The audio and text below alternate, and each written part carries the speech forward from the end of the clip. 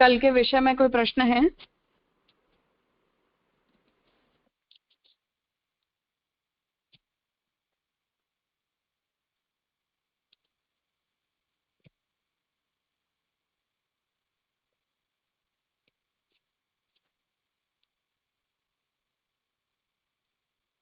ठीक है, तो चतुर्थाध्याय के 5वें सूत्र तक हमने विचार किया था, जहां अंततः ये विषय आया कि जिसे ज्ञेय के रूप में बताया जा रहा है वो तत्व परमात्मा ही है। उनके अतिरिक्त किसी अन्य के लिए इस शब्द का जो है वो प्रयोग नहीं किया जा सकता। अब आगे इस अधिकरण का छठा सूत्र यहाँ आ रहा है। पुरुषोत्तम जी का निरूपण देख के फिर करते हैं। ततः षष्ठे ननु न इदमेकं प्रकरणं किंतु इंद्रियेभ्यः परा इति आरभ्य नाचिकेतम उपाख्यानम इति एकम भिन्नम प्रकरणम।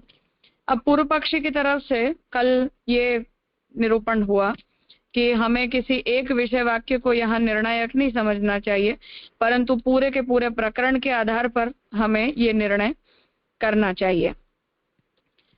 जिस पर महाप्रभु जी ने ये कहा कि हाँ, प्रकरण के आधार पर भी यदि करेंगे तो प्रकरण जो है वो भी परमात्मा को ही ज्ञेय तत्व के रूप में निरूपित कर रहा है। अब यहाँ छठे सूत्र में ये निरूपण हो रहा है कि ये जो पूरा प्रकरण है वो पूरा प्रकरण एक नहीं है, अर्थात जिस वाक्य से शुरू करके और जिस वाक्य पर समापन पर्यंत पूर्व पक्षी ने प्रकरण की गिनती करवाई तो वो प्रकरण की पूरी गिनती नहीं है। तो यहाँ ये बात कह रहे हैं कि ततः षष्ठे ननु न इदम एकम प्रकरणम, ये जो छठा है वो एक प्रकरण नहीं है, किंतु इंद्रियभ्यः परा वहां से शुरू करके नाचिकेतम उपाख्यानम इतने विषय वाक्य पर्यंत एक अलग प्रकरण है। तत्र प्रथमम पदार्थात निर्दिश्य, वहां सबसे पहले पदार्थ का निर्देश करके ततः अग्रे पुरुष ज्ञानम च उच्यते, फिर आगे जाके पुरुष के ज्ञान को प्राप्त करने का प्रकार कहा गया है। इति सांख्य मतस्यापि निरूपणात् तस्य अश्रौतत्वम असंगतम इति आशंक्य तत्र परिहारम आह। इसलिए पूर्व पक्षी कहता है कि पहले तो पदार्थ को अनिर्देश्य बताया, फिर आगे पुरुष के ज्ञान का प्रकार बताया, इसलिए सांख्य मत का ही ये निरूपण है, इसलिए सांख्य मत श्रौत मत से भिन्न है, इस प्रकार का निरूपण करना ठीक नहीं है। इस आशंका का परिहार कर रहे हैं। तत्र ही त्रयः प्रश्नाः, यहाँ 3 प्रश्न है। अग्नि जीव ब्रह्म विषयकाः, अर्थात जो ये पूरा प्रकरण है उसमें नचिकेत ने जो प्रश्न किए हैं वो 3 प्रश्न किए हैं। एक तो अग्नि का स्वरूप पूछा है, जीव का स्वरूप भी पूछा है, और उसके बाद ब्रह्म के विषय में भी प्रश्न पूछा है। तेषाम उत्तराणि च त्रीणि, और इन तीनों के विषय में उत्तर भी 3 कहे गए। तत्र स त्वम अग्निम इति प्रश्ने प्रतिब्रवीमि इत्यादि उत्तरम, और वो 3 के प्रश्न इतने इतने वाक्यों से कहे हैं, उस प्रकार से उसका पूरा फॉर्मेट बता रहे कि स त्वम अग्नि, वो अग्नि है, इस प्रश्न को शुरू करके प्रतिब्रवीमि वहां से उसका उत्तर दिया। ततो यम प्रेते, ऐसा जीव के विषय में प्रश्न पूछा, और देवैहि अत्रापि इत्यादि उत्तरम, और फिर जीव के विषय में उत्तर दिया। ततः न्यत्र धर्मादि इति ब्रह्म प्रश्ने, फिर ब्रह्म के विषय में प्रश्न पूछा, और सर्वे वेदा इत्यादि उत्तरम, और फिर उसका उत्तर दिया। अतः त्रय एव प्रश्नाः त्रीणि एव उत्तराणि च, इसलिए नचिकेत ने जो 3 प्रश्न पूछे उन तीनों का स्वरूप का निरूपण करते हुए 3 उत्तर दिए गए। यदि सांख्य मतम इंद्रियेभ्य इत्यादि स्यात् तदा चतुर्थे प्रश्नोत्तरे स्याताम्, यदि ये सांख्य मत सम्मत श्रुति मत होता तो फिर प्रकृति से उत्पन्न होने वाले इंद्रिय प्राण बुद्धि वगैरह के विषय में भी प्रश्न पूछे गए होते, और फिर उनके उत्तर के रूप में एक चौथा प्रश्न और चौथा उत्तर, उस प्रकार की भी उसकी काउंटिंग होनी चाहिए थी। ते तु न स्त इति न अत्र तन्मत सिद्धि इति उक्तम, परंतु उस विषय में यहाँ कोई भी निरूपण नहीं किया गया है, इसलिए यहाँ सांख्य मत की जो सिद्धि है वो श्रुति वचन के आधार पर नहीं होती, ऐसा छठे सूत्र से यहाँ निर्णय दे रहे हैं।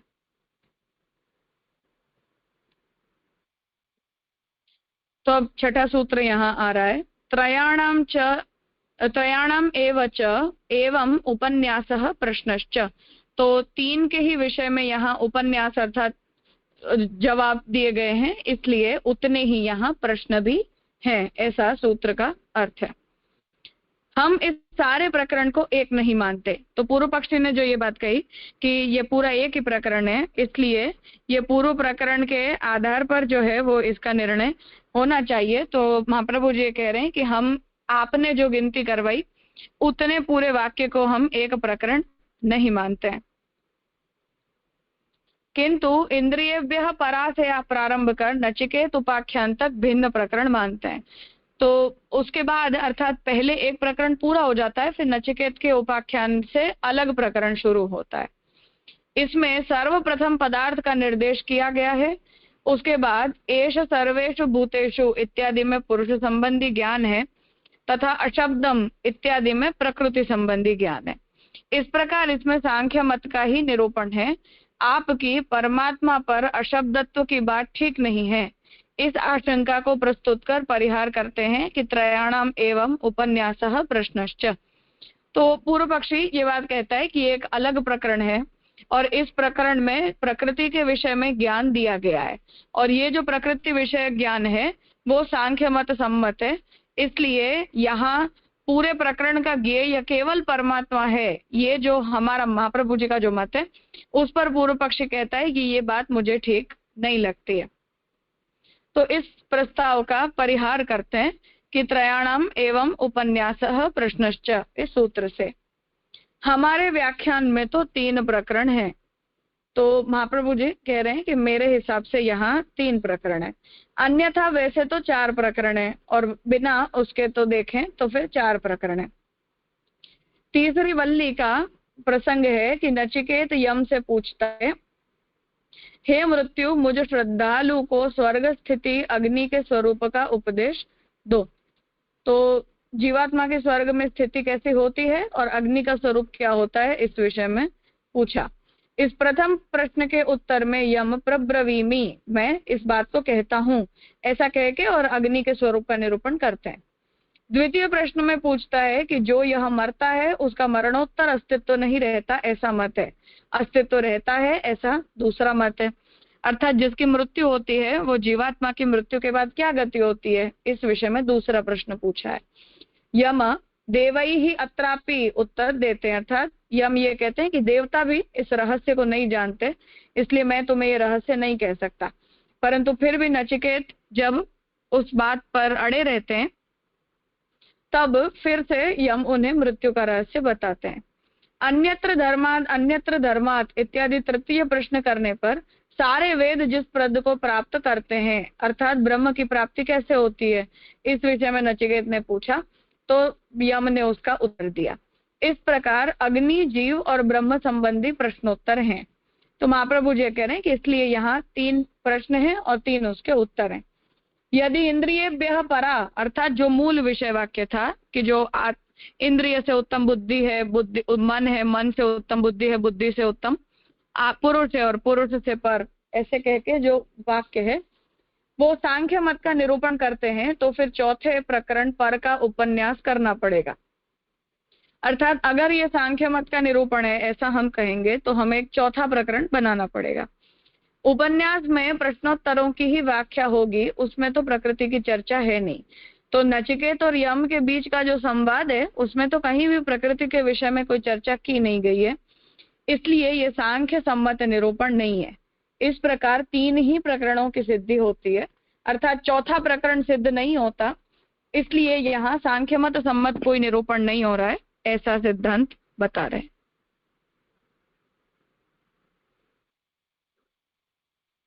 पूछना है कुछ?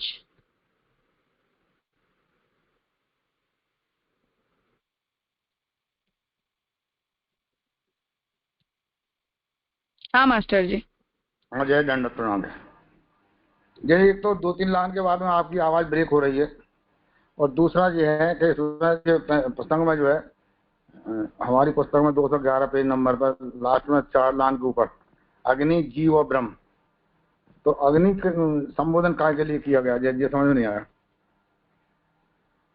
नहीं, अग्नि संबोधन नहीं किया है, अग्नि के स्वरूप के विषय में नचिकेत ने यम से पूछा है, तो महाप्रभु जी ये आज्ञा कर रहे हैं कि वो अग्नि का निरूपण उस प्रकरण में है। अच्छा, ये है। ठीक है, जय आसमन। हाँ,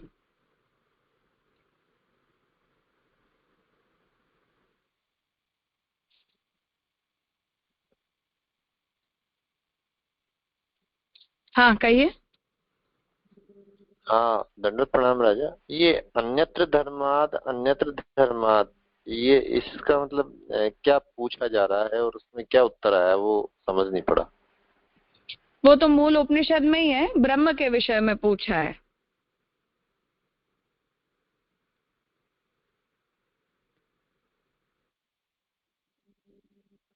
मतलब जी यहाँ पे उपनिषद के वचनों की संगति प्रमुख नहीं है, मतलब प्रकरण का अर्थ बताए जाने पर जोर है, ऐसा? नहीं, महाप्रभु जी ये कह रहे हैं कि पूर्व पक्षी ने ये कहा कि यहाँ जो निरूपण मिला वो ब्रह्म का निरूपण है, या यहाँ जो निरूपण हो रहा है वो सांख्य सम्मत निरूपण है। तो पूर्व पक्षी ने ये कहा कि हमारी जो प्रकरण की काउंटिंग चल रही है उसमें यहाँ इंद्रिय से पर ये जो मूल विषय वाक्य के ऊपर संशय उपस्थित हुआ, वहां जो निरूपण हो रहा है वो निरूपण सांख्य सम्मत है। इस पर महाप्रभु जी ने ये कहा कि मेरी गिनती में तो ये चल रहा है कि यहाँ केवल 3 प्रश्न पूछे गए, 3 प्रश्नों के 3 उत्तर दिए गए, तो इसमें सांख्य सम्मत प्रकृति के निरूपण का विषय आया ही कहाँ कि जिससे ये कहें कि यहाँ ये प्रकृति है, ऐसा कह के और पूर्व पक्षी के बात को काटा है। और जो विषय आए हैं वो अग्नि विषयक है, जीव विषयक है और ब्रह्म विषयक।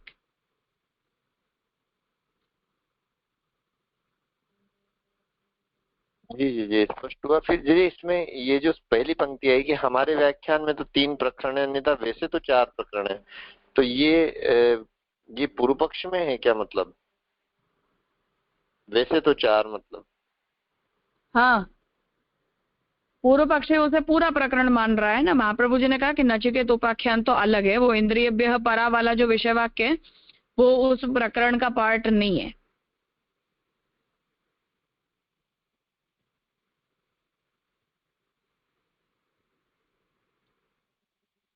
जी जी, मतलब ये पंक्ति पूर्व पक्ष में काउंट होगी, उत्तर पक्ष में कि हमारे व्याख्यान में तो 3 प्रकरण है, अन्यथा वैसे तो 4 प्रकरण है, वो थोड़ा पूर्व स्पष्ट पक्षी कर कह दें। पूर्व हाँ पक्षी जी कह जी, रहे। हाँ हाँ, स्पष्ट हो गई जी, प्रणाम।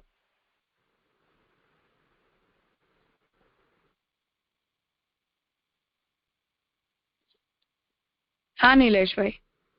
जी धन्यवाद, प्रणाम। जैसे जैसे ये जो पहला वाक्य है यहाँ पे 210 पे, हम इस सारे प्रकरण को एक नहीं मानते किंतु नचिकेत को उपायंतक भिन्न प्रकरण मानते, ये महाप्रभु जी का वाक्य है, राइट?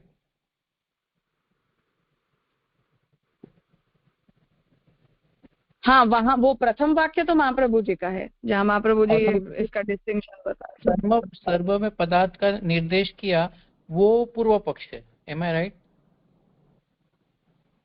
हाँ, जो पूर्व पक्षी ये कह रहा है कि हम आपकी काउंटिंग के हिसाब से प्रकरण की गिनती नहीं करते, वो पूर्व पक्षी कह रहा है। तो पहले वाक्य महाप्रभु जी का गिनना है, फिर पूर्व पक्षी का वाक्य है, और फिर ये जो नहीं जवाब नहीं आ नहीं, रहा तो है जहाँ पे सूत्र का भाष्य शुरू हो रहा है वो तो पूर्व पक्षी का है क्योंकि वो ननु से शुरू हो रहा है। ओके, सो हम इस सारे प्रकरण मानते नहीं है, वो इनका ही है, पूर्व पक्षी का है। हाँ, इन्हीं का है। ओके ओके हाँ, ओके। इन्हीं का। और फिर ये अगर ऐसे कहा कि चौथे प्रकरण का उपन्यास करना पड़ेगा, तो मतलब अगर प्रश्न चौथा होता कि जो प्रकृति के बारे में होता, तो हम लोग ऐसे मानते कि ये प्रकृति का प्रश्न होना चाहिए था if it has been right. हाँ हाँ, ऐसा ही कहने मतलब है ना? हाँ, अर्थात महाप्रभु जी बात कह रहे हैं कि मेरी गिनती में 3 प्रकरण चल रहे हैं और फिर ये इंद्रियेभ्यः परा जो इस पूरे अधिकरण का मूल विषय वाक्य चल रहा है वो स्वतंत्र वाक्य है जो नचिकेत उपाख्यान का पार्ट नहीं है, इसलिए यहाँ ज्ञेय तत्व प्रकृति का निरूपण कहीं हो ही नहीं रहा, ब्रह्म निरूप्य है। सॉरी, हाँ, अर्थात सर्वत्र केवल ब्रह्म निरूप्य है, प्रकृति निरूपण जो है वो इस पूरे प्रकरण का पार्ट नहीं है, ऐसा महाप्रभु जी कह, क्योंकि जो 3 प्रश्न पूछे गए हैं उनके उत्तर के रूप में वो कंसेप्ट आ नहीं रहा, न तो प्रश्न है और न उत्तर है। जी जी।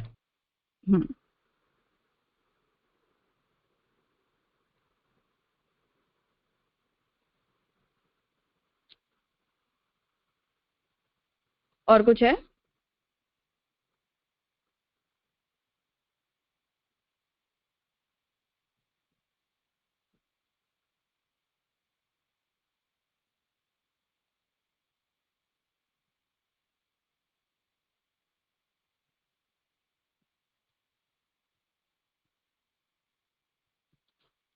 ठीक है, तो आगे 7वां सूत्र है महद्वच्च।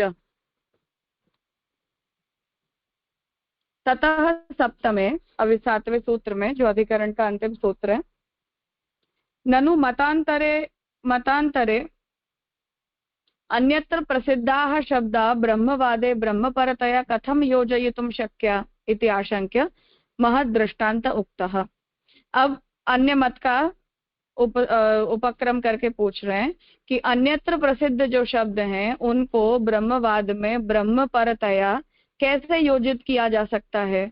अर्थात सांख्य मत में अगर कोई शब्द प्रचलित है तो उस शब्द का उपयोग हम ब्रह्मवाद में ब्रह्मपरक अर्थ में कैसे कर सकते हैं, इस प्रकार की शंका उपस्थित की, इसलिए महत् का दृष्टांत देके कहा है।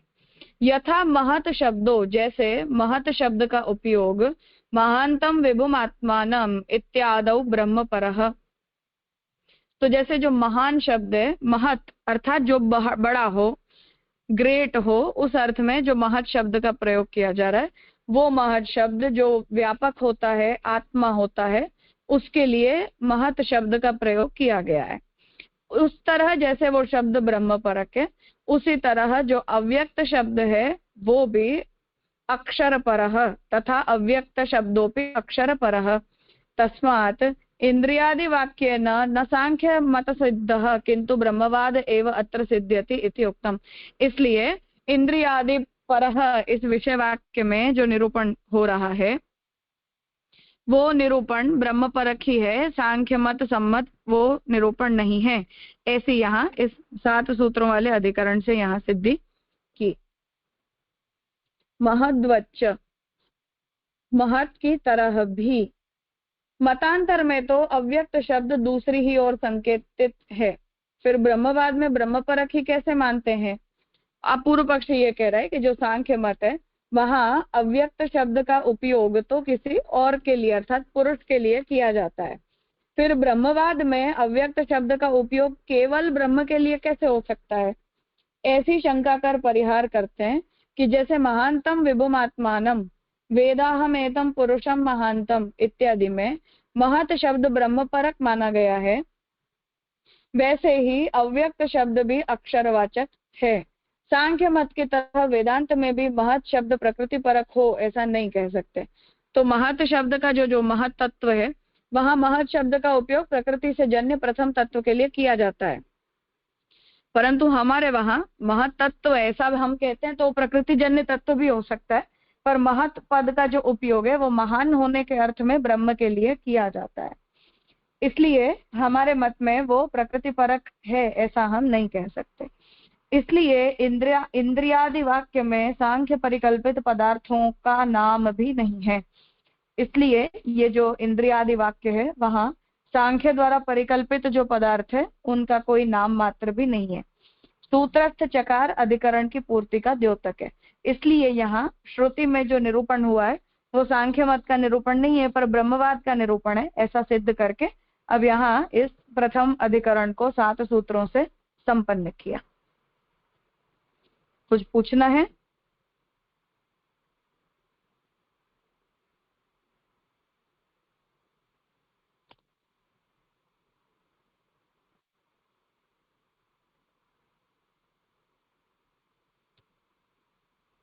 ठीक है, तो आगे चमसाधिकरण इस चतुर्थाध्याय का द्वितीय अधिकरण यहाँ प्रारंभ होता है।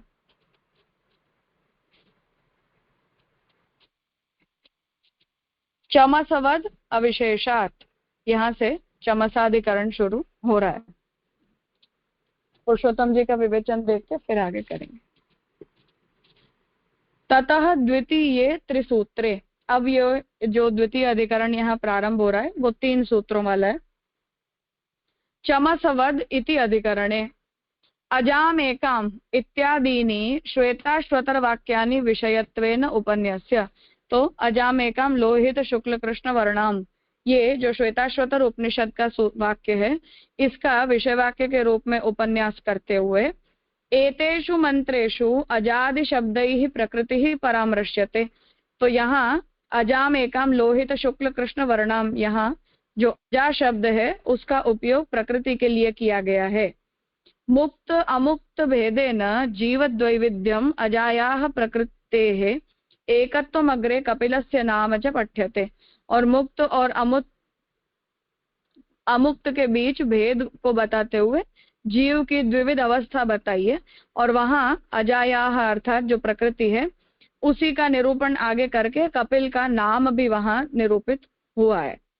इसलिए अर्थात ये सांख्य का निरूपण है, फिर से उस बात पर ये बात जा रही है। यद्यपि किम कारणे इति उपक्रमात् ब्रह्म विद्यात्वेन उपनिषद प्रतीयते, वैसे कहाँ से ये पैदा हुआ, उस प्रकार का उपक्रम जो किया गया है उससे ब्रह्म विद्या के रूप में ये निरूपण आया हो ऐसा प्रतीत होता है। तथापि पूर्व कांडे यथा प्रणवादि मंत्राणाम नाना स्थले विनियोगात न प्रकरणानुरोधः, फिर भी पूर्व कांड में जैसे ओमकार का प्रयोग, ओमकार रूपी मंत्र का प्रयोग बहुत सारे स्थानों पर होता है और जहां जहां भी उसका विनियोग होता है वहां वहां प्रकरण का अनुरोध आवश्यक नहीं माना गया है। तथा एतेषु अपि मंत्रेषु कपिल मत प्रत्यभिज्ञानात् न उपक्रमाद्यनुरोध, इसलिए यहाँ भी कपिल मत का ही ज्ञान यहाँ से होता है, इसलिए प्रकरण का प्रारंभ भले ही ब्रह्मवाद परक लगता हो परंतु उसका अनुरोध अर्थात प्रकरण का अनुरोध यदि न सोचें तो इति सांख्य मतम अपि वैदिक मतम इति शंकायाम पूर्व सूत्रेण समाधिम आह, इसलिए सांख्य मत फिर से वैदिक मत सम्मत है, इस प्रकार की शंका उपस्थित हो रही है जो पूर्व सूत्र के साथ जुड़ के आ रही है। यथा अर्वाग बिलश्चमस इति बृहदारण्यक मंत्रे कर्म विशेषः, जैसे बृहदारण्यक के मंत्र में कर्म विशेष का निरूपण आ रहा है।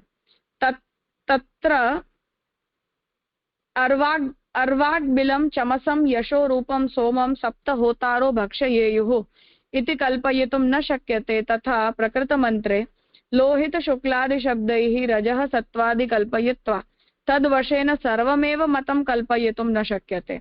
अब यहाँ उदाहरण दे रहे कि बृहदारण्यक में एक मंत्र आता है जहाँ जितने भी यज्ञ करने वाले हैं उन लोगों के विषय में एक चम्मच से किसी ने किसी वस्तु का होम किया, उससे सभी ने उसी वस्तु का होम किया, ऐसी जैसे हम कल्पना नहीं कर सकते। उसी तरह ये जो प्रस्तुत विषय वाक्य है उसमें क्योंकि केवल एक लाल रंग है, एक सफेद रंग है और एक काला रंग है, ये 3 रंगों का उल्लेख किया जा रहा है जो प्रकृति सम्मत है, पर इतना होने मात्र से ये पूरा विषय ही सांख्य सम्मत है ऐसी कल्पना नहीं की जा सकती विशेषाभावात, क्योंकि उस विषय में विशेष निरूपण का अभाव है। कपिल वाक्य पे कपिल शब्देन ब्रह्मैव उच्यते, और जहाँ कपिल शब्द का उल्लेख मिल रहा है वहां भी कपिल शब्द ब्रह्म निरूपक है, कपिल मुनि निरूपक नहीं है। न तो अनित्यर्ष ही, इसलिए कोई ऋषि की बात वहां नहीं है। नित्य अनित्य संयोग प्रसंगादिति उत्तम, क्योंकि नित्य और अनित्य के संयोग का प्रसंग होने से, अर्थात सांख्य सम्मत ये श्लोक नहीं है परंतु ब्रह्म निरूपक है, ऐसा यहाँ निरूपण करना चाह रहे हैं। एक प्रश्न है।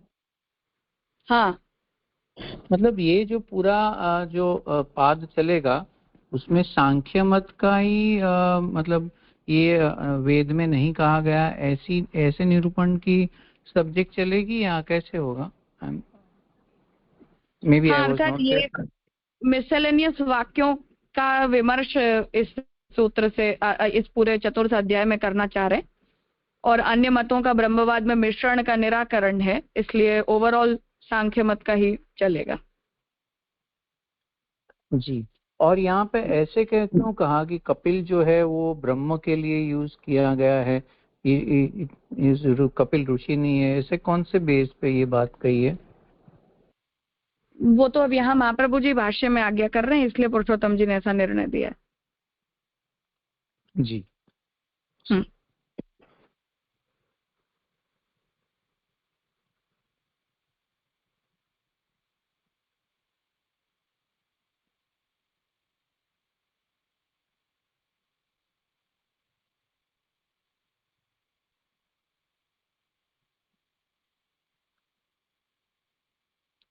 चमसवद अविशेषात, चमस वाक्य की तरह विशेष उपलब्ध न होता होने से, इस तरह से सूत्र का यहाँ अर्थ है।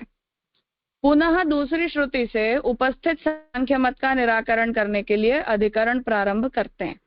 तो अब दूसरी श्रुति में भी पूर्व पक्षी ये आपत्ति ला रहा है कि एक श्रुति में जैसे ब्रह्म का निरूपण हो रहा था, वहां तो इस मत का निराकरण कर दिया, अब दूसरी श्रुति में भी ब्रह्म का निरूपण हो रहा है, ऐसी जिज्ञासा पूर्व पक्षी कर रहा है, इसलिए उसका निराकरण करने के लिए यहाँ अधिकरण शुरू करते हैं।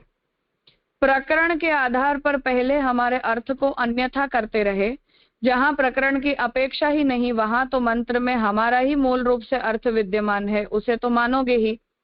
अब पूर्व पक्षी ये बात आक्षेप कर रहा है कि आपने प्रकरण के आधार पर तो हमारे मत को गलत कर दिया, जहां प्रकरण की अपेक्षा ही नहीं है। अब हम ऐसा मंत्र ले लें कि जहां प्रकरणार्थ को लाने की जरूरत ही नहीं पड़ेगी, मंत्र से ही सांख्य मत की सिद्धि हो जाएगी, तो उसे तो हमें मानना ही पड़ेगा। ऐसा कह के ये मंत्र यहाँ ला रहे हैं कि एक रक्त शुक्ल कृष्ण वर्णा वाली अजा बहुत सी प्रजाओं को विभिन्न वर्णों से सृजन करती है, और एक अज इससे संसक्त होकर सोता हुआ इस भुक्त अजा का त्याग कर देता है।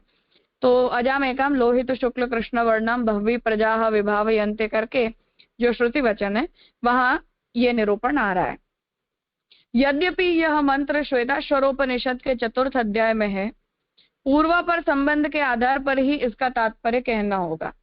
तो अब यहाँ ये बात कह रहे हैं पूर्व पक्षी कि ये मंत्र श्वेताश्वतर में है, और आगे पीछे का संबंध यदि हम देखें तो उसका तात्पर्य हमें समझना पड़ेगा।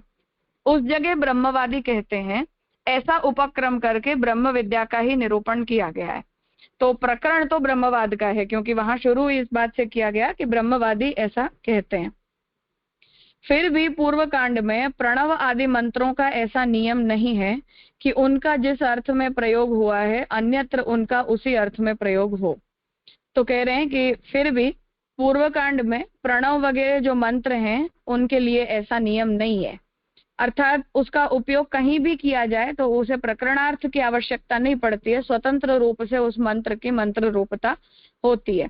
तो उसका अर्थ में प्रयोग हुआ है, इसलिए अन्यत्र उसका भी उसी अर्थ में प्रयोग हो, ऐसा उस विषय में कोई नियम नहीं है। वे मंत्र ध्यान योगानुमत भाव से देखे जाते हैं, तो जो ध्यान करने वाला है उसे वहां जो प्रणव से ध्यान करना है तो वो बिना प्रकरण का ध्यान करे, क्योंकि ओमकार सर्वत्र सर्वदा ब्रह्म निरूपक होता है, इसलिए वहां उसे प्रकरण के संयोग की कोई आवश्यकता नहीं होती है। उस स्थल में देवात्म शक्ति अपने गुणों सहित छुपी रहती है, तो देवात्म शक्ति है जो वो वहां अपने गुणों के साथ छुपी रहती है। इसी प्रकार यहाँ भी कह सकते हैं कि उक्त मंत्र ब्रह्म विद्यावादी ही हो, ऐसा निश्चित नहीं है। तो वही बात यहाँ भी सोच सकते हैं कि इसलिए ये जो मंत्र है वो उपक्रम भले प्रकरण का ब्रह्मवाद निरूपण से हो रहा है, परंतु ये ब्रह्मवाद निरूपक मात्र है, ऐसा कहने की भी कोई जरूरत नहीं है। तथा अन्य मंत्र ज्ञाता और अज्ञाता दो अज ईश और अनीश हैं, एक अजा भोक्त भोग्यार्थ युक्त है, आगे जो योनि है उसमें सारा विश्व का रूप और सारी योनियां निहित है। ऋषि पुत्र कपिल उस ज्ञान को पहले कह गए हैं, आने वाली पीढ़ियां उसी के अनुसार तत्व को देखती है। इत्यादि वाक्य तो स्पष्ट रूप से नाम का निर्देश करते हुए मत की पुष्टि करते हैं इससे निश्चित होता है कि वैदिक वांग्मय में सांख्य मत स्वीकृत है। तो पूर्व पक्षी यहाँ ये बात कह रहा है कि ज्ञाता और अज्ञाता अर्थात एक जीव बद्ध है, अज्ञानी है, और एक जीव मुक्त है, ज्ञानी है, ऐसा कह के अज और ईश और अनीश ऐसा उसका विभेद बताते हुए एक अजा प्रकृति जो है वो भोक्त भोग्यार्थ जुड़ी हुई है, आगे जो योनि है उसमें सारे विश्व का रूप और सारी योनियां निहित हैं। उस तरह से तत्व का निरूपण कपिल मुनि ने किया है, ऐसा नामशः श्वेताश्वतर में निर्देश मिलता है। इसलिए इस वाक्य से सांख्य मत वेद मत सम्मत है, ये निर्णय होता है, ऐसा पूर्व पक्षी यहाँ पुनः इस प्रश्न को उपस्थित कर रहा है।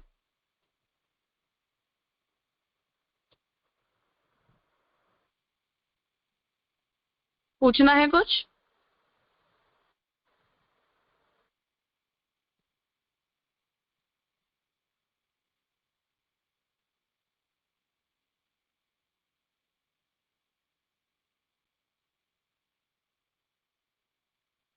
ठीक है।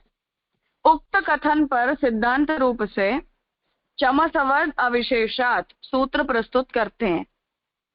तो अब यहाँ ये सूत्र उत्तर के रूप में आ रहा है।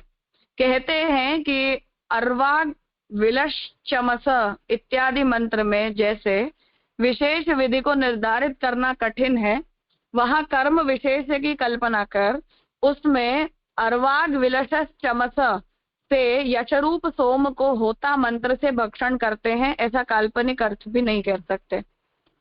अर्थात अब यहाँ उदाहरण दे रहे हैं कि सिद्धांत रूप से चमसवत अविशेषात ये सूत्र यहाँ प्रस्तुत होता है।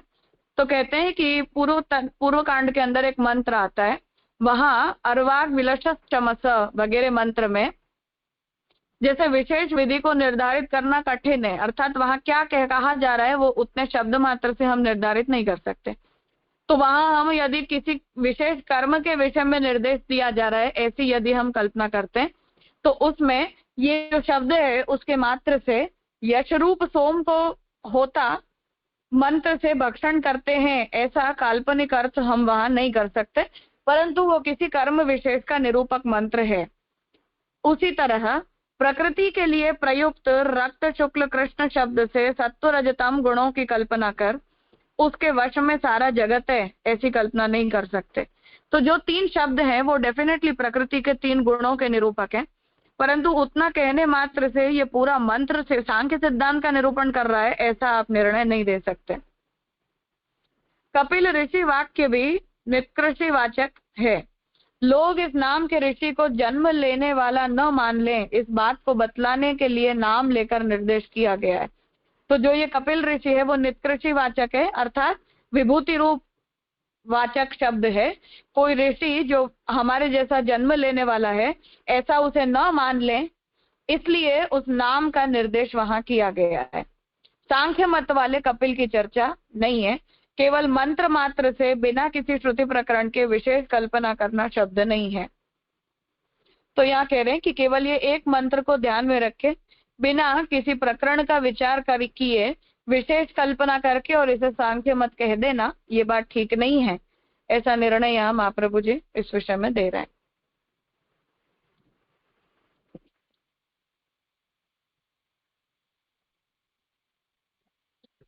ये जो लास्ट लाइन है कि किसी मंत्र के मात्र से, that means for in any case एक कोई बात होती है तो उसको जनरलाइज नहीं कर सकते, ऐसा कुछ मंतव्य है? मुझे समझ में नहीं आया। मतलब किसी मंत्र के मात्र से बिना किसी श्रुति प्रकरण के विशेष कल्पना करना शब्द नहीं है। दैट मीन्स कोई एक बात हमें कहीं मिलती है तो उसका हम लोग जनरलाइज स्टेटमेंट कर देते हैं, ऐसा नहीं करना चाहिए, ऐसा कुछ स्टेटमेंट निकाल सकते हैं वंस अगेन। हाँ, अर्थात एक जगह कोई तीन शब्दों की सिमिलरिटी मिल गई, उससे हम हर जगह यही नाम हर जगह इस कंसेप्ट को सांख्य के साथ इक्वेट कर देंगे, ऐसा हम नहीं कह सकते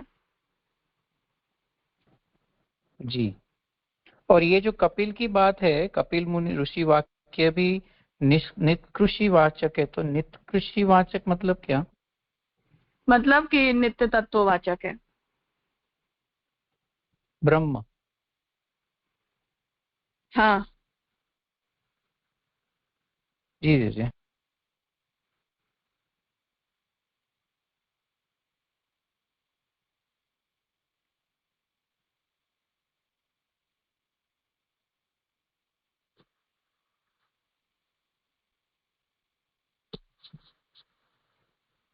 और कुछ है?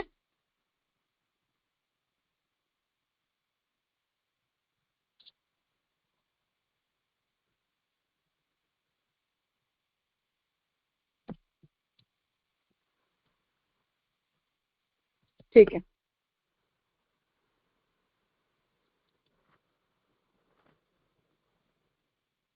ततः द्वितीय सूत्रे ननु उक्तस्य चमस मंत्रस्य व्याख्यानं चिरश्चमस इत्यादिना श्रुतौ क्रियते। अब दूसरे सूत्र में जो चमस मंत्र का उदाहरण दिया गया, वहां व्याख्यान के रूप में शिरस चमस वगैरह के द्वारा श्रुति ने उसका व्याख्यान किया है।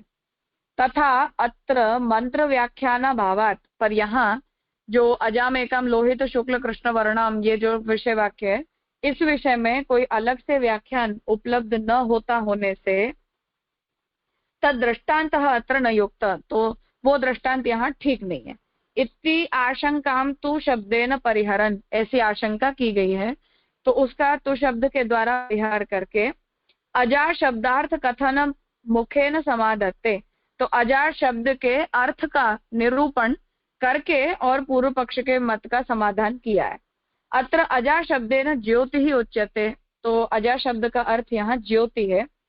प्रथम कार्य रूपत्वात् चतुर्मुख मुख अजत्व न्यायेन, तो सबसे पहले कार्य रूप में, कार्य के रूप में चतुर्मुख अज की उत्पत्ति होने का निरूपण करके, यथा जाल्पदोग्ध्री तथा एव अयम नश्वर फलदात्री इति बोधनाय च अजा शब्देन उच्यते। और यहाँ कोई इसे नश्वर फल को प्रदान करने वाला है ऐसा बताना चाहते हैं, इसलिए अजा शब्द का प्रयोग किया गया है। सत्यकाम ब्राह्मणे अग्नि सोम सूर्य विद्युत रूप चरण रूपतया हंसेन उक्तः चतुष्कलो यो ब्रह्मणः पादः। सत्यकाम ब्राह्मण में अग्नि सोम सूर्य और विद्युत अर्थात ज्योति प्रकाश, इस रूप में हंस के द्वारा कहे गए ब्रह्म के 4 चरणों का जो निरूपण है, तत्रूपत्वात् ज्योति रूपा त्रिवृत कृतत्वात् त्रिवर्णा ज्योति ही एव अजा शब्देन उच्यते। तो ब्रह्म के चतुर्थ पाद के रूप में जिस ज्योति को सत्यकाम ब्राह्मण में कहा गया है, वही ज्योति रूप की त्रिवृत्ति बता के यहाँ अजा शब्द के द्वारा उसी ज्योति का निरूपण किया जा रहा है, ऐसा कह रहे हैं। अत्र उपक्रमे ब्रह्मणः प्रकृतत्वात्, यहाँ उपक्रम में ब्रह्म का निरूपण करके तदेव अग्निः तद्वायुः तदादित्यः तदुः चंद्रमा इति कथनाच्च। और ये जो वाक्य जहाँ आ रहा है, वहां प्रकरण के प्रारंभ में ही वही ब्रह्म अग्नि बनता है, वायु बनता है, आदित्य बनता है, चंद्रमा बनता है, ऐसा भी कहा है। सा च चेतनाधिष्ठाता मध्ये द्वा सुपर्णा इति मंत्र कथनात्, और वो हमारी चेतना अर्थात हमारी आत्मा के साथ रहता है, ऐसा कह के बीच में द्वा सुपर्णा इस मंत्र को भी कहा है। अजद्वयम च जीव ब्रह्म रूपम ताभ्याम अधिष्ठाता, और अज अज है और अद्वय है ऐसा कह के जीव और रूप को भी उसी तरह से कहा गया है। सा च प्रथम सृष्टिवादि जननेन बहुप्रजा सृष्टि चेति, और वो सबसे पहले सृष्टिवादी जो है उसकी उत्पत्ति बता के फिर प्रजा की वो सृष्टि करती है, ऐसा भी कहा गया है। एतत् छंदोग्य शाखायाम अधिधीयते, और ये बात हमें छांदोग्य शाखा में पढ़ने मिलती है। अतः तद अनुसारेण अयमेव अर्थः, इसलिए उसका अनुसरण करके यहाँ अजा शब्द का मतलब ज्योति ही सिद्ध होता है। न तो मतांतर रूप इत्युक्तम, इसलिए अन्य किसी अर्थ में इस शब्द का प्रयोग नहीं हुआ है, ऐसा कहा जा रहा है।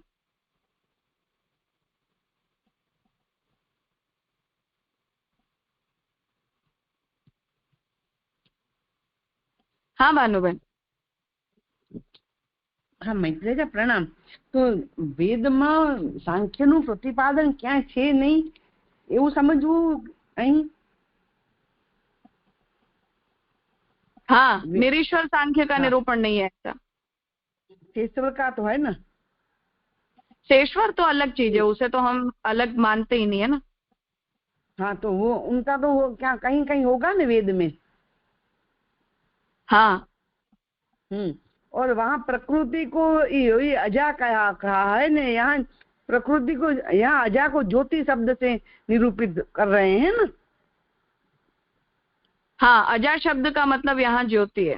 ज्योति है, वहाँ अजा मानो प्रकृति, वेद में कहीं कहीं प्रकृति है, कहीं कहीं ज्योति है, ऐसे समझना। हाँ, मतलब अजा शब्द का मतलब इस जगह प्रकृति के अर्थ में है, तो उसे दूसरे अर्थ में हम नहीं ले सकते। अर्थात यहाँ अजा शब्द का जो उपयोग है वो प्रकृति के अर्थ में नहीं हुआ, ज्योति अर्थ में हुआ है। जी। तो निरीश्वर सांख्य तो वेद में कहाँ कहीं कहीं वर्णित है, ऐसा समझ लेना ना मैत्री राजा। वेद में निरीश्वर सांख्य वर्णित नहीं है ऐसा समझ। शेषवर शेषवर तो वो तो काउंटेबल ही नहीं है। शेषवर सांख्य और ब्रह्मवाद अलग ही नहीं है, तो उसे क्या बताना। जी बस, हाँ जी राजा प्रणाम। शेषवर सांख्य अलग नहीं है, ये स्टेटमेंट का मतलब क्या कि ब्रह्मवाद में सब कुछ ब्रह्म से ही है, तो वही वहां पे गिन लेना, ऐसे आपका कहने का मतलब है ना? हाँ, तत्व का निरूपण कर रहे हैं तो तत्व की काउंटिंग को सांख्य कहते हैं, इसलिए वहां उसे इस अर्थ में ले जाने की जरूरत नहीं है। वहाँ पुरुष कहते हैं, ईश्वर नहीं कहते हैं ना। शेषवर सांख्य में कहाँ कहते हैं पुरुष को ईश्वर कहते हैं? शेषवर सांख्य में हाँ कहते हैं ना, क्यों नहीं कहते हैं। हाँ, पुरुष को हम ब्रह्म का सबसे पहला अवतार मानते हैं ना पुरुष सूक्त में। हाँ, करके मान्य है। जब पुरुष को ईश्वर कहे तो मान्य है, और पुरुष को पुरुष कहे दे तो मान्य नहीं है, ईश्वर नहीं कहे तो। हाँ, वो तो निरीश्वर सांख्य में मान्य नहीं होगा ना। वो निरीश्वर सांख्य में जाएगा, स्पष्ट है वो तो। हाँ राजा। हाँ। तो जो ये कॉन्सेप्ट है अक्षर का, कि अक्षर के 5 जो हम लोग स्वरूप मानते, कर, काल, कर्म, स्वभाव, पुरुष, प्रकृति, तो वो हम लोग जो गीता के बेस पे मानते हैं, that is once again concept of Brahm, Veda और concept of Smriti. Can we say like that, or no specification is not needed? नहीं, I mean किसके लिए?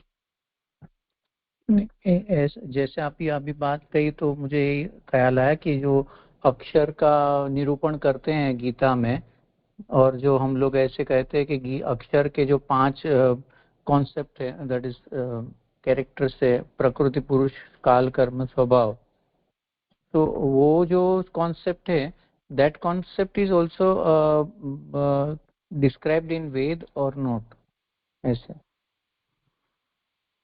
हाँ, वो कंसेप्ट ठीक है। निरीश्वर बात देखो ये है कि शेषवर सांख्य और निरीश्वर सांख्य, इन दोनों के बीच केवल निरीश्वरवाद और ईश्वरवाद, इन दोनों का डिफरेंस पड़ता है। बाकी प्रकृति मान्य है हमें, प्रकृति से उत्पन्न जो भी तत्वों की प्रक्रिया है वो भी हमें मान्य है, उसमें तो कोई डाउट नहीं है। ओके, सो बेसिकली वो लोग जो ब्रह्म की एकत्व का तो जो मानते नहीं, उसी को हम लोग को एक्सेप्टेंस नहीं है, राइट? हाँ बिल्कुल बिल्कुल। पुरुष शब्द तो हम भी मानते हैं, प्रकृति से उत्पत्ति की प्रक्रिया को तो हम भी मानते हैं, उसमें तो कोई हमारा मेजर फर्क नहीं है। केवल जो विकृति उत्पन्न होती है वहां से हम विकृत परिणामवाद के विरोधी बन जाते हैं, वो अलग पक्ष है, पर ओवरऑल और कोई दूसरी बात नहीं है। जी जी जी।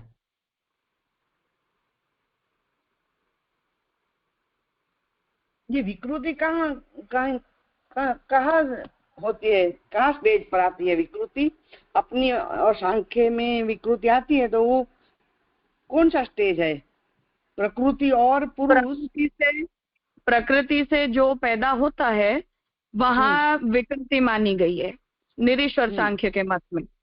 हाँ, तो प्रकृति से जो उत्पन्न तत्व, ये इंद्रिय अहंकार वगैरह जो भी उत्पन्न होते हैं वो सब विकृत तत्व उत्पन्न होते हैं, ऐसा निरीश्वर सांख्य का मत है। इसीलिए हम उस विकृत परिणामवाद को कैंसल करके और अविकृत परिणामवाद कहते हैं। आगे द्वितीय अध्याय में महाप्रभु, तृतीय अध्याय में महाप्रभु जी करेंगे ये निरूपण अविकृत परिणामवाद। ख्याल आया राजन? हाँ,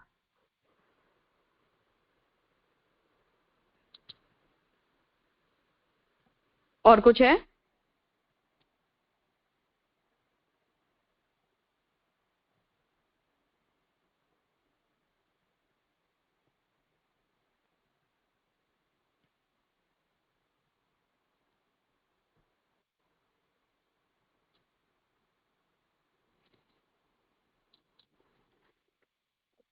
ठीक है, तो आगे देखें।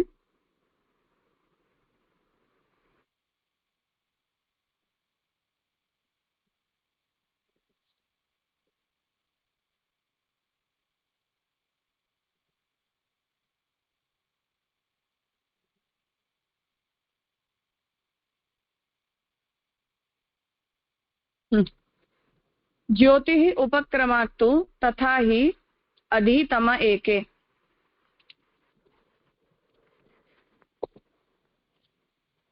वाद चमस मंत्र में अर्वाग्निल इत्यादि का व्याख्यान है। स्थिर चमस है, प्राण यश है अथवा प्राण ऋषि इत्यादि। तो जो उदाहरण हमने दिया था कि इस विषय वाक्य में भी जिस तरह से मिसइंटरप्रेट किया गया है उस तरह से आप यहाँ इस शब्द का मतलब प्रकृति नहीं कर सकते। तो वादी ये बात कह रहा है कि चमस जो मंत्र है उसमें अर्वाग्निल वगैरह का व्याख्यान किया गया है और शेर को चमस बताया है, प्राण को यश कहा है और फिर प्राण को ऋषि कहा है वगैरह। अब प्रॉब्लम क्या है इसमें? तो वादी इस बात को कह रहे हैं कि यहाँ इस प्रकार का व्याख्यान नहीं है, मतलब जो अजा शब्द है उसको लेके कोई विशेष व्याख्यान यहाँ किया नहीं गया है कि अजा शब्द का मतलब क्या है। ऐसा सूत्रस्थ तु शब्द का परिहार कर रहा है। तो ऐसा जो पूर्व पक्षी कहना चाह रहे हैं कि यहाँ अजा शब्द का व्याख्यान दिया नहीं गया, तो आप किस आधार पर अजा को प्रकृति नहीं मान रहे? तो इस पूर्व पक्ष का तु शब्द से निराकरण करके अब अजा शब्द का हम अर्थ कर रहे हैं कि अजा शब्द ज्योतिवाचक है। जैसे कि अजा अर्थात बकरी थोड़ा दूध देने वाली होती है, वैसे ही यह नश्वर सुख देने वाली है। तो अजा शब्द का मतलब ज्योति है और बकरी जो होती है वो थोड़ा सा दूध देती है पर हमेशा देती रहती है। जब भी दूध उसका दुहो तो दूध दे देती है, पर जब देती है तो थोड़ा देती है। तो ऐसे ही जो ये प्रकृति है वो भी थोड़े समय का नश्वर सुख देने वाली है। अग्नि, सूर्य, सोम और विद्युत रूप यह ब्रह्म के हंस के 4 चरण रूप से कही गई है। तो जो ब्रह्म है वो चतुष्पाद बताया गया है और उस चतुष्पाद में अग्नि एक पाद है, सूर्य दूसरा पाद है, सोम तृतीय पाद है और विद्युत उसका चौथा पाद है। क्योंकि यह भगवान की कार्यांश रूपा है, क्योंकि जो प्रकृति है वो भगवान के क्रिया शक्ति का अंश है, ज्ञान शक्ति का अंश नहीं है। उनमें हर एक को 3-3 रूप वाला करूं इस श्रुति के अनुसार सर्वप्रथम उत्पन्न देवता अजा नाम वाली कही गई। तो जब भगवान ने अपनी क्रिया शक्ति को पैदा किया तो सभी को 3-3 रूपों में उत्पन्न करूं, ऐसी जब भगवान ने इच्छा की तो सबसे पहले अजा नाम से भगवान ने अपनी सबसे पहली क्रिया शक्ति को प्रकट किया और फिर उसे 3 रूप वाला बताया, जिसे लोहित, शुक्ल और कृष्ण वर्ण से कहा जा रहा है, लाल, सफेद और काले रंग के। उक्त प्रसंग के उपक्रम में वही अग्नि, वही वायु, वही सूर्य और वही चंद्रमा है ऐसा कहा गया, अर्थात ब्रह्म के लिए ये बात कही गई। आगे द्वास, उपर्णा वगैरह मंत्र आए। मध्य में ये अजाम, एकाम इत्यादि मंत्र पूर्वोत्तर संबंध का ही बोध कराता है। तो शुरुआत का निरूपण ब्रह्म के लिए किया गया, बाद में फिर जीवात्मा और ब्रह्म की बात कही गई, तो बीच का वाक्य प्रकृति परक कैसे हो जाएगा? इसलिए ये कह रहे हैं कि पूर्वापरक संबंध से ये बात समझ में आती है। पहली ऋचा मुख्य सृष्टि का वर्णन कर रही है, तो सबसे पहली जो श्रुति है वो मुख्य जो भगवान ने सृष्टि उत्पन्न की उसका निरूपण कर रहे हैं कि प्रत्येक पदार्थ यहाँ ब्रह्मात्मक है। द्वास उपर्णा ऋचा 2 अज, जीव और ब्रह्म को बतला रहा है। अब द्वास उपर्णा जो पद है वो 2 अज, जीवात्मा और ब्रह्म का निरूपण कर रहा है। इस प्रकरण में स्पष्ट रूप से निरूपण नहीं किया गया है, किंतु एक दूसरी श्रुति में स्पष्ट उल्लेख है। तो महाप्रभु जी ये क्लेरिफाई कर रहे हैं कि यहाँ भले ही अजा शब्द का व्याख्यान नहीं दिया गया, परंतु एक दूसरी श्रुति है, उसमें उसका स्पष्ट उल्लेख मिलता है। अग्नि का जो रक्त रूप है वह तेज का है, जो शुक्ल रूप है वह जल का है, तथा जो कृष्ण रूप है वह पृथ्वी का है। ऐसे ही आगे भी तीनों कलाओं का क्रमशः वर्णन किया गया है। तो वहां ये तीन रंग सात्विक, राजस और तामस गुणों के लिए नहीं कहे गए, परंतु अग्नि को लाल कहा, तेज को सफेद कहा और जल को काला कहा, जल को सफेद कहा और पृथ्वी को काला कहा। तो यहाँ ये तीन शब्द प्रकृति परक नहीं हुए पर अन्य अर्थ में हुए। उसका मतलब कि इन तीनों शब्दों का दूसरा अर्थ भी हो सकता है। फिर आगे अनेन जीवेन आत्मानम अनुप्रविश्य वगैरह करके जीव ब्रह्म के अनुप्रवेश की चर्चा की गई है। बीज में भी तीन प्रकार का रूप है। भगवान उसका भोग नहीं करते, जीव के द्वारा वह भुक्त भोगा है। इसलिए चमस श्रुति की तरह इस श्रुति का भी अर्थ करने पर ब्रह्म विद्या परक ही सिद्ध होता है, सांख्य मत का प्रतिपादन नहीं होता। तो यहाँ ये निर्णय दे रहे हैं कि इसलिए इस मंत्र के पूर्वापर का यदि हम विचार करते हैं तो फिर ये जो निरूपण है वो ब्रह्म परक सिद्ध होता है, प्रकृति परक सिद्ध नहीं होता, ऐसा यहाँ निर्णय महाप्रभु जी दे रहे हैं। इसलिए ये सांख्य सम्मत श्रुति नहीं है परंतु ब्रह्मवाद परक ही है, जिसमें ये प्रकृति जीवात्मा को बांधती है और जीवात्मा ही उसी का भोग करके और नश्वर फल को प्राप्त करता है, पर ये भगवत शक्ति रूपा है। उस तरह से ये निरूपण सिद्ध होता है। क्योंकि आगे जाके द्वा सुपर्ण सयुजा सखायो, तो वहां जो जीव है वो फल को चखता है और ब्रह्म साक्षी भाव से उसे देखता है, ऐसा निरूपण आ रहा है। तो जीवात्मा यदि उस प्रकार से उस फल को चख रहा है तो फिर उसका मतलब ये है कि वो जीवात्मा जो है वो प्रकृति से बंधकर ही उसका भोग कर रहा है, ऐसा समझ में आता है। स्वतंत्र रूप से उसका भोग वहां, पता नहीं मेरा इंटरनेट तो सही चल रहा है। और किसी को?